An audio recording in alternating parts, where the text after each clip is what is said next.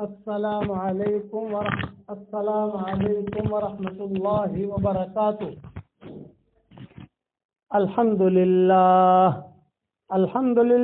نحمده ونستعینه ونستغفره ونؤمن به ونتوکل علیہ ونعوذ باللہ من شرور انفسنا ومن سیئات اعمالنا ونعوذ باللہ من شرور انفسنا ومن سیئات اعمالنا ونعوذ باللہ من شرور انفسنا ومن سیئات اعمالنا من يهده الله فلا مضل له ومن يضلله فلا هادي له ونشهد أن لا إله إلا الله وحده لا شريك له ونشهد أن سيدنا ومولانا محمدا عبده ورسوله صلى الله عليه وعلى آله وأصحابه وبارك وسلم تسليما كثيرا كثيرا. أما بعد فأعوذ بالله من الشيطان الرجيم. بسم الله الرحمن الرحيم. والمؤمنون والمؤمنات بعضهم أولياء بعض يأمرون بالمعروف وينهون عن المنكر ويقيمون الصلاة ويؤتون الزكاة ويطيعون الله ورسوله أولئك سيرحمهم الله ان اللہ عزیز حکیم.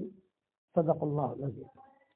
قابل احترام مائیں، بہنیں، بیٹیاں، ہماری بہویں، بچیاں، پڑھنے والی، پڑھانے والیاں، مختصر وقت میں مختصر بات اور مختصر نصیحت کرتا ہوں. سب سے پہلی بات یہ ہے کہ یہ جو آپ محنت کر رہی ہیں، پڑھا رہی ہیں یا پڑھ رہی ہیں یا محنت کر رہی ہے، اللہ تعالیٰ بہت بہت مبارک کرے. یہ بہت بڑی محنت ہے، علم دین کی محنت. کسی زمانے میں عورتیں بہت بڑی عالمائیں ہوتی تھیں، بہت بڑی معلمائیں ہوتی تھیں اور بہت بڑی دیندار بھی ہوتی تھی. گھریلو کام بھی کرتی تھی، بچے بھی جنتی تھی، شوہروں کی خدمت بھی کرتی تھی، اطاعت بھی کرتی تھی اور اپنے دینی کاموں میں مصروف بھی رہتی تھی. دینی کام کا مطلب یہ ہے قال اللہ قال الرسول. کسی کو پڑھنا، کسی کو پڑھانا، خود پڑھنا، علم حاصل کرنا. اس میں بہت نام کیے ہیں عورتوں نے. عالمگیر رحمۃ اللہ علیہ کا نام تو آپ لوگوں نے سنا ہوگا، جنہوں نے فتاوی عالمگیری لکھی ہے. یہ بہت بڑے آدمی تھے. پورے ہندوستان میں ان کی حکومت 54 سال تک رہی ہے، ایک آدمی کی حکومت. اس وقت میں ہندوستان صرف ہندوستان نہیں تھا، بلکہ ہندوستان، پاکستان، بنگلہ دیش، برما، یہ سارا کا سارا ایک ہی ہندوستان تھا. اور 54 سال تک انہوں نے حکومت کی. یعنی کتنا عرصہ ہوا 54 سال ایک آدمی کو حکومت کرنا. انہوں نے اپنے زمانے میں، عالمگیر رحمۃ اللہ علیہ نے اپنے زمانے میں 500 مفتی جمع کیے تھے. اور یہ 500 مفتیان کرام یہ کیسے تھے؟ 300 تو تھے ہندوستان کے اور 200 تھے عربستان کے. سب کے لیے کھانا، سب کے لیے کپڑے، سب کے لیے کمرے، سب کے لیے خادم، ہر چیز کی ترتیب بادشاہ کی طرف سے تھی، چونکہ شاہی حکومت تھی. 54 سال تک ایک آدمی نے حکومت کی ہے. یعنی اتنا عرصہ تو کوئی آدمی، ایک آدمی نہیں کرتا ہے حکومت. کوئی 10 سال حکومت کرتا ہے، کوئی 15 سال کرتا ہے، بعد میں مر جاتا ہے، یہ ہٹ جاتا ہے. لیکن انصاف تھا ان کی حکومت میں. تو وہ جو فتاوی عالمگیری لکھتے تھے تو اس کی ترتیب یہ ہوتی تھی کہ سارے مفتیان کرام جمع ہوتے تھے کہ مسئلہ آتا تھا. تو سارے مفتیان کرام جمع ہونے کے بعد دیکھتے تھے کہ یہ مسئلے کا حل کیا ہے، جواب کیا ہے. تو سب متفق ہو جاتے تھے. ان کے بڑے مفتی تھے مفتی نظام الدین، ان کا نام تھا. یہ جو 500 مفتیان کرام تھے، ان کے جو بڑے مفتی ہیں ان کا نام تھا مفتی نظام الدین. تو سب متفق ہو کر مفتی نظام الدین کے پاس وہ فائل جاتی تھی. مفتی نظام الدین جو اوکے کر لیتے تھے تو عالمگیر جو ہے یہ بھی اوکے کر لیتے تھے. تو فتاوی عالمگیری میں وہ فتویٰ آ جاتا تھا. مطلب کہ اب یہ بات پکی ہوگی. مفتی نظام الدین نے بھی دستخط کر دیے, عالمگیر نے بھی دستخط کر دیے, اور 500 مفتیوں نے بھی دستخط کر دیے. اب یہ فتویٰ جو ہے یہ مقبول ہو گیا ہے, کتاب میں آ گیا. یہ ترتیب تھی. کبھی کبھار ایسا ہوتا ہے کہ سارے مفتی تھک جاتے, مفتی نظام الدین محنت کرتے, وہ بھی تھک گئے, تو فائل آتے وہ عالمگیر کے پاس, وہ جواب دیتے. کبھی کبھار وہ عالمگیر بھی تھک جاتے, کبھی اس کا جواب تو سمجھ میں نہیں آ رہا ہے قرآن حدیث سے مجھے. تو عالمگیر کی بیٹی تھی زیب النساء. تو عالمگیر کہتے ہیں کہ دیکھو بھی یہ مسئلہ ایسا ہے کہ اس مسئلے کے اندر 500 مفتی بھی تھک گئے, اور مفتی نظام الدین جو بڑے ہیں وہ بھی تھک گئے, میں عالمگیر ہوں میں بھی تھک گیا. اب یہ مسئلہ جائے گا میری بیٹی کے پاس. اخیر میں جب سب تھک جاتے تھے کہ مسئلہ جاتا تھا زیب النساء کے پاس. زیب النساء کنواری تھی, اور آخر تک وہ کنواری ہی رہی, شادی نہیں کی اس نے. عالمگیر کی ایک ہی بیٹی تھی وہ, اور کنواری تھی. 2 کلومیٹر میں اس کا کتب خانہ تھا. 2 کلومیٹر میں اس کا کتب خانہ تھا. کتب خانے میں رہتی تھی, وہی جو ہے خادمائیں ہوتی تھی, وہی جو ہے رہنا سہنا, اور وہی کتابیں دیکھنا. زیب النساء اس کا نام تھا. یہ جاتا فتویٰ عالمگیر کی معرفت سے بیٹی کے پاس. تو بیٹی جواب میں لکھتی 15 دن کا مجھے وقت چاہیے اس مسئلے کو حل کرنے کے لیے. چنانچہ 15 دن کے بعد عالمگیر خود جاتے. عالمگیر کو بھی بیٹی سے اگر ملنا ہوتا تو اجازت لینی پڑتی تھی. یہ نہیں کہ بیٹی کا گھر ہے, بیٹی ہے, بیٹی چلے گئے, یہ نہیں. کہ ابا آپ کو بھی آنا ہے تو اجازت لے کر آؤ. حالانکہ بادشاہ ہے وہ, اور بات بھی ہے, یہ تو بیٹی ہے, لیکن وہ علمی انہماک اس کا ایسا تھا. تو پھر ابا جو ہے وہ جاتے اجازت لے کر, اس کے بعد جو ہے بیٹھتے باپ اور بیٹی دونوں. تو عالمگیر پوچھتے کہ بیٹا اس مسئلے کے اندر سب ہم ہار گئے ہیں, تھک گئے ہیں, تم بتاؤ کیا حل ہے اس کا. تو کہتی اس کا حل یہ ہے اور اس کی دلیل یہ ہے. خالی جواب دے دینا سوال نہیں ہوتا, دلیل بھی دینی پڑتی ہے. کہ آپ دلیل دو قرآن حدیث سے, اور دلیل بھی ایسی ہو کہ سارے علماء اسے قبول کریں. تب جا کر وہ فتویٰ جو ہے فتاوی عالمگیری کے اندر لکھا جاتا ہے. یہ علم کا عورتوں کا رجحان ہوتا تھا کسی زمانے میں. اللہ کرے ہمارے احمد آباد میں ایسے زیب النساء پیدا ہو جائیں. اللہ کے نزدیک کوئی مشکل نہیں ہے کہ جن کا علمی انہماک ایسا ہو. اور بہت قصے علماء نے لکھے ہیں, ایک قصہ نہیں ہے, بہت قصے علماء نے لکھے ہیں. امام کاسانی کا قصہ, ان کی بیوی فاطمہ کا قصہ, پھر اس طریقے پر دوسرے قصے جو ہے حضور صلی اللہ علیہ وسلم کے زمانے میں بھی کچھ اس قسم کے قصے ہوئے. علمی انہماک عورتوں کے ساتھ اللہ تعالیٰ پہ خاص تعلق ہے, اس لیے اللہ تعالیٰ نے سورۃ النساء نازل کی ہے. عورتوں کی سورۃ الرجال نہیں ملے گی آپ کو, کہ مردوں کی صورت آپ کو نہیں ملے گی. عورتوں کی صورت ملے گی قرآن کے اندر کہ سورۃ النساء.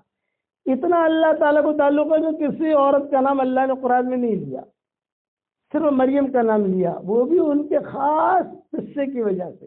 عورتوں کے قصے تو بیان کیے اللہ تعالیٰ نے, امہات المومنین کے قصے ہیں. اس طریقے پر جو ہے سلف صالحات جو گزری ہے اوپر, ان کے قصے ہیں کتابوں کے اندر, لیکن نام نہیں. نام لیا صرف مریم کا, کیونکہ خاص بڑا قصہ ان کے ساتھ ہوا ہے, تو اللہ نے وہ رعایت کر کے مریم کا نام لکھ لیا اور سورہ مریم نازل ہو گئی. باقی کسی عورت کا نام نہیں ملے گا. حالانکہ خدیجہ کا خاص تعلق رہا ہے حضور سے, نام نہیں ملے گا. حضرت عائشہ کا خاص تعلق رہا ہے, نام نہیں ملے گا. حضرت میمونہ کا خاص تعلق رہا ہے, نام نہیں ملے گا. حضرت ام سلمہ کا خاص تعلق رہا ہے, نام نہیں ملے گا.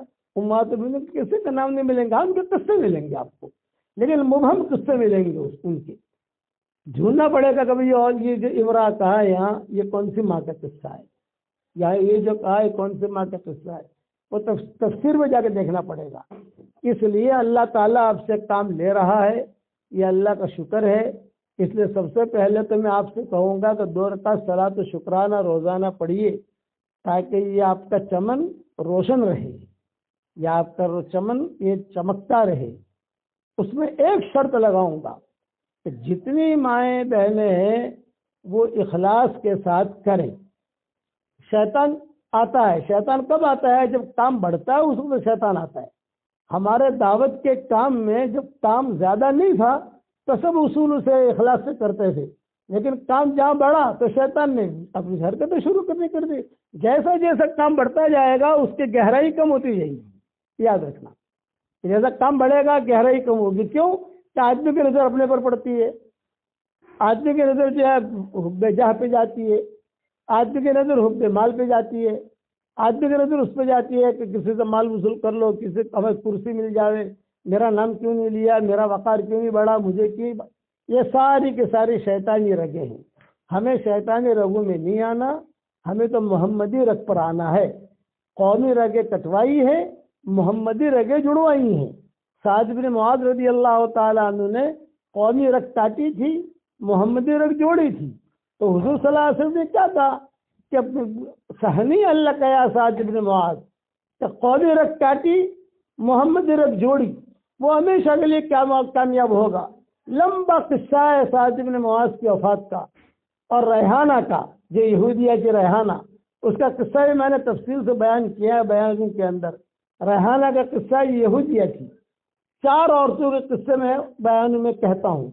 ایک ریحانہ کا قصہ جو یہودیہ تھی، ایک جو سارا کے قصہ جو مکہ میں گانا سناتی تھی لوگوں کو، اور ایک انات کا قصہ جو مکہ میں کوٹھے چلاتی تھی، اور ایک مشرکہ عورت تھی مدینہ منورہ میں طائفہ، جو حضور صلی اللہ علیہ وسلم کے پاس آئی اور حضور صلی اللہ علیہ وسلم نے اپنے ہاتھ سے اس کو، یعنی اس نے حضور کے پاس آ کر کچھ باتیں کہیں، حضور صلی اللہ علیہ وسلم نے اس کا بہت استقبال کیا، اس پر وہ مسلمان ہو گئی اور بہت بڑی آپا بن گئی۔ ریحانہ مسلمان نہیں ہوئی، وہ اناق مسلمان نہیں ہوئی، سارا مسلمان ہو گئی اور یہ طائفہ مسلمان ہو گئی۔ یہ طائفہ جو تھی رنڈی جسے کہتے ہیں ہماری زبان کے اندر، وہ مسلمان ہو گئی اور بڑی آپا بنی مدینہ منورہ کی، اور 7 لڑکے اس نے جنے اور 7 ولی اللہ بنے۔ 7 لڑکے جنے اس نے اور 7 کے ساتھ قطب اور ابدال بنے، مدینہ منورہ کے قطب ابدال، مدینہ منورہ کے بڑے۔ حالانکہ ظاہر میں دیکھنے جاؤ تو وہ کیسی تھی؟ مدینہ منورہ کی خراب سے خراب لڑکی تھی وہ۔ حضور صلی اللہ علیہ وسلم کھانا کھا رہے تھے اور یہ لڑکی آئی حضور کے سامنے کھڑی ہو گئی، تو حضور نے دیکھا کہ کون کھڑا ہے میرے سامنے، تو وہ تھی، سارا مدینہ پہچانتا تھا اس کو۔ تو اس نے کہا کہ یا محمد عطا کلو کما یا کل العبد، اے محمد تم ایسا کھاتے ہو جیسے غلام کھاتا ہے؟ تو آپ نے جواب میں کہا انا عبد من عباد اللہ، میں اللہ کے بندوں میں سے ایک بندہ ہوں، بندہ جیسے کھاتا ہے ویسا کھاتا ہوں، اللہ کا غلام ہوں، میں ویسا کھاتا ہوں۔ تو اس نے دوسرا سوال کیا یا محمد عطا کلو واحد و تنسانی، آپ اکیلے کھانا کھاتے ہیں، مجھے بھول گئے، مجھے نہیں دیتے؟ آپ نے فرمایا کھا لے۔ یہ اخلاق برتے ہیں کس کے ساتھ؟ جو 6 درجے کیے وہاں مدینہ منورہ کی لڑکی مشرکہ تھی وہ، یہ ریحانہ تو یہودیہ تھی اور یہ مشرکہ تھی مدینہ منورہ میں۔ تو اس نے جو ہے جب آپ اکیلے کھا رہے ہیں، مجھے بھول گیا، آپ نے فرمایا کھا لے۔ تو اس نے کہا کہ نہیں، اپنے ہاتھ سے کھلاؤ، یہ کہا۔ تو آپ نے فرمایا لے، اپنے لقمہ ہاتھ میں لیا، کہا لکھا نہیں۔ چوتھا سوال کیا اپنے منہ کا لقمہ کھلاؤ، اطعمنی ما فی فیک، یہ جملہ آتا ہے روایتوں میں، اطعمنی ما فی فیک، آپ کے منہ میں ہو جو کھلاؤ۔ حضور صلی اللہ علیہ وسلم نے اپنے منہ سے لقمہ لیا، اس کو دیا، اس نے کھایا، اسی وقت وہ رضی اللہ تعالیٰ عنہ بنی، یعنی مسلمان بن گئی، اور مسلمان بننے کے بعد 7 ولیوں کی ماں بنی۔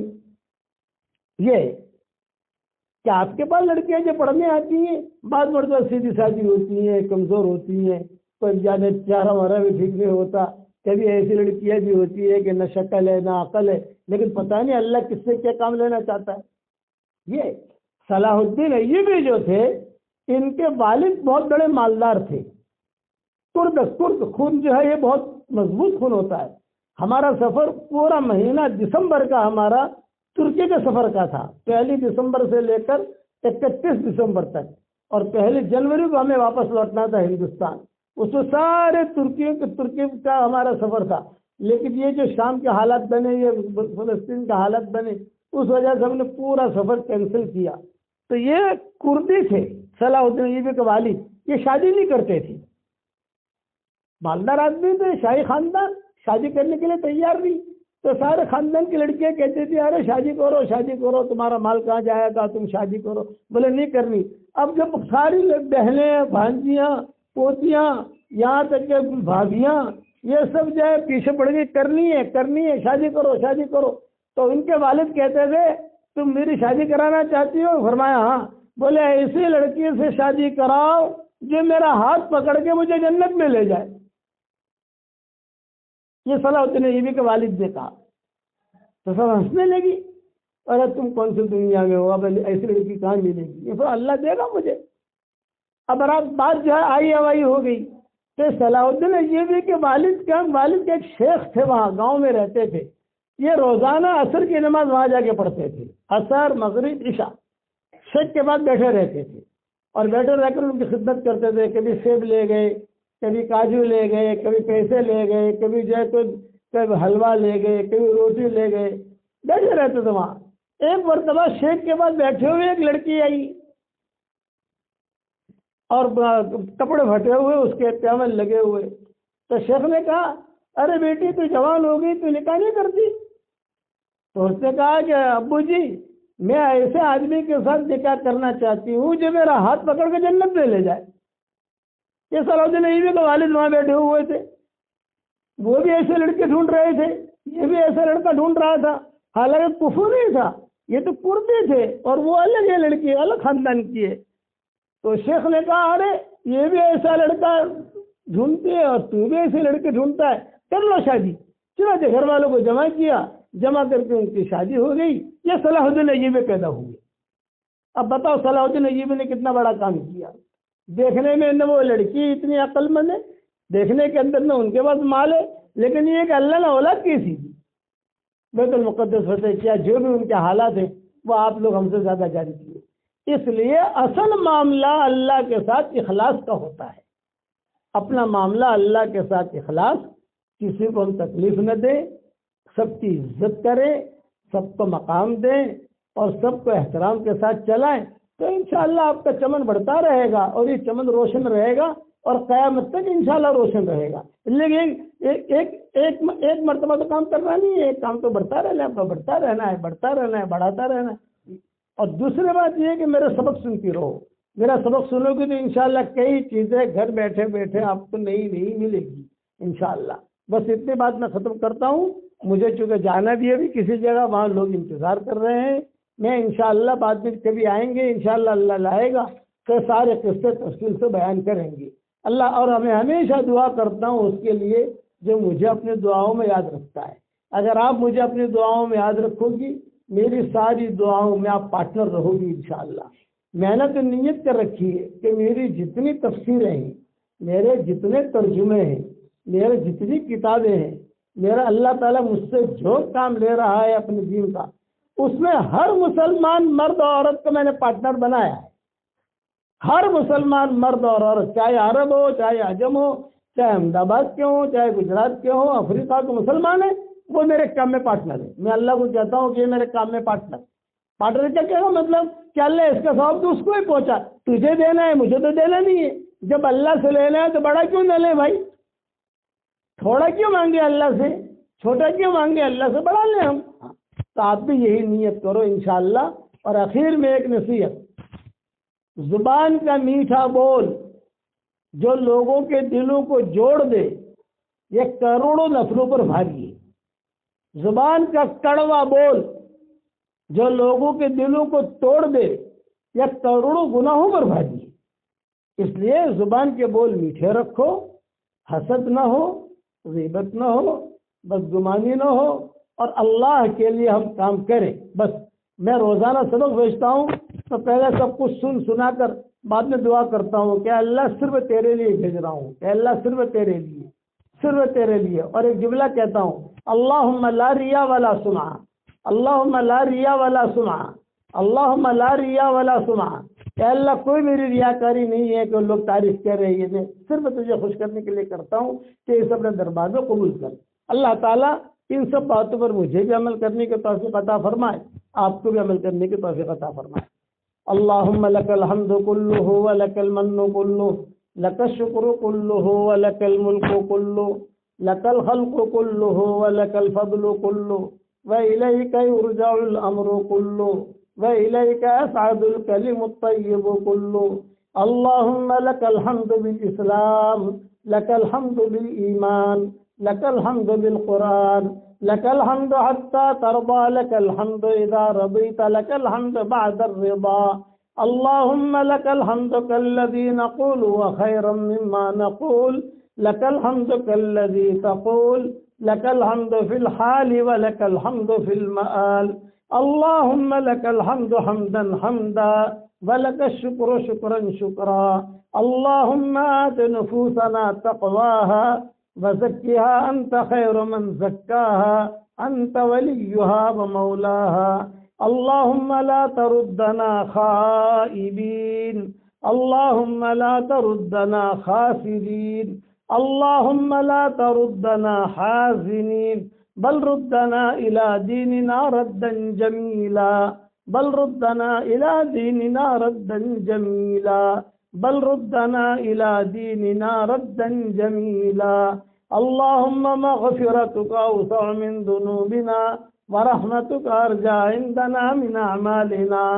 اللهم إنا نسألك الفوز في يوم القضاء ونزل الشهداء وعيش السعداء والنصر على الأعداء ومرافقة الأنبياء يا ذا المن والعطاء يا سميع الدعاء يا رافع السماء يا مونس كل وحيد يا صاحب كل فريد يا قريبا غير بعيد يا شاهدا غير غائب يا غالبا غير مغلوب يا صريخ المستصرخين يا غياث المستغيثين يا عماد من لا عماد له يا سند من لا سند له يا عظيم الرجاء يا منقذ الهلكى يا منجي الغرقى يا محسن يا مجمل يا مبدئ النعم قبل استحقاقها يا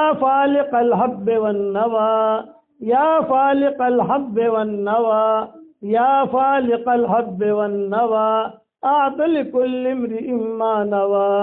ربنا آتنا في الدنيا حسنة وفي الآخرة حسنة وقنا عذاب النار. اے اللہ ہمارے گناہوں کو معاف فرما. اے اللہ ہماری خطاؤں سے درگزر فرما. اے اللہ ہماری ماؤں بہنوں کو بیٹیوں کو بہوؤں کو بچیوں کو ہمارے بھائیوں کو دوستوں کو تو قبول فرما. ان کے پڑھنے پڑھانے کو قبول فرما. ان کی محنتوں کو قبول فرما. ان کے اداروں کو قبول فرما. بہترین قسم کے آباد انصار عطا فرما. بہترین قسم کے پڑھانے والیاں عطا فرما. اے اللہ ان کے اس علمی چمن کو اور اس علمی گلشن کو ہمیشہ کے لیے روشن فرما دے اور اس میں ترقی عطا فرما. بہترین عابدائیں پیدا ہو رہی ہوں. بہترین قانتائیں پیدا ہو رہی ہوں. بہترین صائمات پیدا ہو رہی ہوں اور بہترین قسم کی دین کے کام کرنے والی لڑکیاں پیدا ہو رہی ہوں. ان کے ذریعے سے دین پھیل رہا ہو. تو اس کی غیب سے صورت و شکلیں پیدا فرما. اے اللہ جس نے بھی مجھے دعاؤں کے لیے کہا ہو یا دعاؤں کے لیے خطوط میں لکھا ہو یا جن کا ہم پر کسی قسم کا حق پر احسان ہو یا جو مجھے اپنی دعاؤں میں یاد کرتے رہتے ہوں یا مائیں بہنیں بیٹیاں مجھے اپنی دعاؤں میں یاد کرتی رہتی ہوں میری ساری دعاؤں میں ان کا پورا پورا حصہ عطا فرما. اے اللہ ہمارے اقدام اور اقلام کو قبول فرما. ہمارے قرآن کے ترجمہ کرنے کو قبول فرما. اور اے اللہ جتنی زبانوں میں ہوا ہے تو اسے اپنے دربار میں قبول فرما. اے اللہ صرف تیرا فضل ہے تیرا کرم ہے جو یہ ترجمے ہو رہے ہیں لوگ پڑھ رہے ہیں تو اپنے ہاتھ میں لے لے اور تو قبول فرما لے. اے مولا اگر آپ نے ہمارا نام سعید اور نیک بختوں میں لکھا ہو تو ہمارا نام انہی میں لکھے رکھیو اور اگر آپ نے ہمارا نام شقی اور بدبختوں میں لکھا ہو تو ہمارا نام ان کی فہرست سے مٹا دینا اور نیک لوگوں کو فہرست میں ہمارا نام لکھ لینا. لکھنا بھی آپ کا کام ہے مٹانا بھی آپ کا کام ہے لوح و قلم بھی آپ کے پاس ہے. اے اللہ سعیدوں میں ہمارا نام لکھ لے. آج جمعہ کا دن ہے عصر کے بعد کا وقت ہے. یہ دعا کی قبولیت کا وقت ہوتا ہے. اللهم اكتبنا في السعداء ولا تكتبنا في الأشقياء. اللهم اجعلنا من أهل خير البرية ولا تجعلنا من شر البرية یا ذا الجلال والاکرام. لوگوں میں جو اچھے ہوں تو ان میں ہمیں شامل فرما، اور اے اللہ جو لوگوں میں برے ہوں تو ان سے ہماری حفاظت فرما. اے اللہ جس کے دلوں میں جو جائز مرادیں ہوں، عافیت سے ان کے جائز مرادوں کو پوری فرما کر اس میں خیر کی شکلیں اور صورتیں پیدا فرما. اچانک کا خیر ہمیں نصیب فرما، اچانک کے شر سے تو ہماری حفاظت فرما. ہمارا کھویا ہوا دین ہمیں واپس دے دے، ہمارا کھویا ہوا قرآن واپس دے دے. اے اللہ اس امت کو ظالم اور مظلوم بننے سے بچا لے. ہمارے اس احمد آباد کے سفر کو قبول فرما، احمد آباد کے مردوں اور عورتوں کو قبول فرما، ان کے ایک ایک اینٹ کو، ایک ایک ذرے کو قبول فرما. جن بڑوں نے محنت کر کے شہر کو آباد کیا تھا ان کے روحوں کو تو سکون دے عطا فرما، اور ان کے قبروں کو تو روشن کر دے، اور ان کو بہترین جزائے خیر دے دے. اور اللہ وہی سلسلہ چلتا رہے، دینی کام ہوتا رہے، تو اس کی غیب سے صورت و شکلیں پیدا فرما. اے اللہ جو مانگا وہ عطا فرما، مانگنے سے رہ گیا وہ عطا فرما. جس کے دلوں میں جو جائز مرادیں ہوں صرف آپ جانتے ہیں اور کوئی نہیں جانتا، اس لیے کہ دل کی حالت آپ کے علاوہ کوئی نہیں جانتا. ان سب کی جائز مرادوں کو پوری فرما کر اس میں خیر کی شکلیں اور صورتیں پیدا فرما. ہر شریر کی شرارت سے، ہر فتین کے فتنے سے، ہر حاسد کے حسد سے، ہر بغض کرنے والے کے بغض کرنے سے، ہر برائی چاہنے والے کی برائی سے، ہر خلل انداز کی خلل اندازی سے، ہر روڑا اٹکانے والے کو روڑا اٹکانے سے، عافیت سے اس چمن کی تو حفاظت فرما. اور جتنے دینی ادارے ان سب کی حفاظت فرما. ہمارے دعوت کے کام کی بھی حفاظت فرما، مکاتب کی بھی حفاظت فرما، مراکز کی بھی حفاظت فرما. اور اے اللہ اس گھر والوں کو بھی تو قبول فرما، جو ہمارے میزبان ہیں ان کو بھی قبول فرما، ان کے اولادوں کو قبول فرما، ہمارے دوستوں کو قبول فرما. اے اللہ اپنے فضل و کرم سے ہماری ساری دعاؤں کو قبول فرما. سبحان ربنا رب العزت عما یصفون وسلام علی المرسلین والحمد للہ رب العالمین. میرا ایک کتابچہ ہے چھوٹا سا، وہ کتابچہ میں نے مبین بھائی کو دیا ہے، وہ انشاءاللہ چھپائیں گے، تقسیم کریں گے انشاءاللہ. خاموش فتنوں کا اور ساری پریشانیوں کا یقینی علاج اس کا نام ہے. 40 استغفار ہیں، 100 درود شریف ہیں. اس لیے وہ کتابچہ پڑھنے کی کوشش کرو صبح شام ایک ایک مرتبہ. اگر نہ پڑھ سکو اور تو اپنے جیب میں بھی رکھو گے، اپنے پرس میں بھی رکھو گے تو یہ برکت ہوگی انشاءاللہ. یہ میں نے اس کے آخر میں لکھ دیا ہے. اللہ تعالیٰ آپ سب کو ڈھیروں خوشیاں نصیب کرے اور ہمیں بھی ڈھیروں خوشیاں نصیب کرے. آمین. السلام علیکم ورحمۃ اللہ وبرکاتہ. چلو گاڑیاں تیار ہے.